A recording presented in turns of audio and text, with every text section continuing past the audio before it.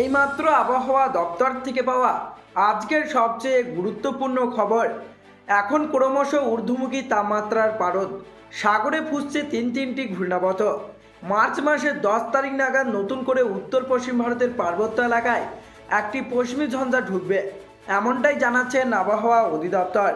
এছাড়া আজ ও আগামীকাল উত্তরবঙ্গ সহ দক্ষিণবঙ্গ এবং কলকাতার কোন কোন জেলার আবহাওয়া কেমন থাকতে পারে, এই বিষয়ে কি বলছে আবহাওয়া দপ্তর, বিস্তারিত জানিয়ে দেব ভিডিওটির মাধ্যমে। বিস্তারিত জানতে হলে অবশ্যই ভিডিওটিকে শেষ পর্যন্ত দেখবেন, আর ভিডিওটি ভালো লাগলে একটি লাইক করবেন।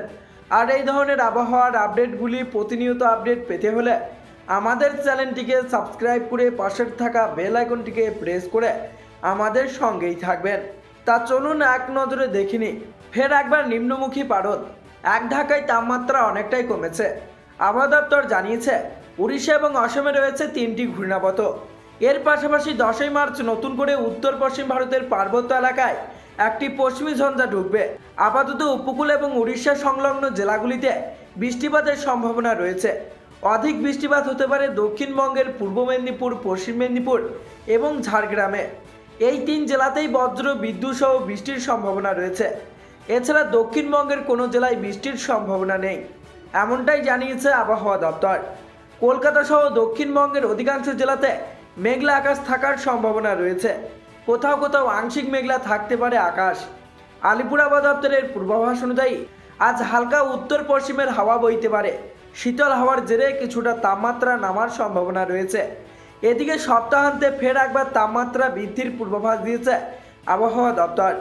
রবিবার থেকেই বাড়বে তাপমাত্রা। সপ্তাহের শুরুতেই বেশ কিছুটা তাপমাত্রা বৃদ্ধি পাবে। আগামী 4 দিন কলকাতা সহ দক্ষিণবঙ্গের পাশাপাশি উত্তরবঙ্গের রাতের তাপমাত্রার খুব একটা হেরফের হবে না।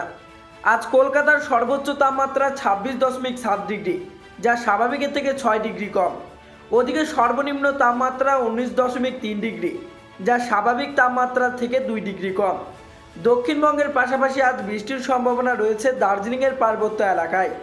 পশ্চিমী ঝঞ্ঝা পাস করার সময় সিকিমে বৃষ্টির সম্ভাবনা রয়েছে। এর প্রভাবেই দার্জিলিংয়েও হবে বৃষ্টি।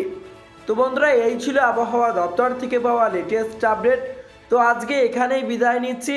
আবারও দেখা হচ্ছে পরবর্তী কোনো লেটেস্ট আপডেটের সাথে।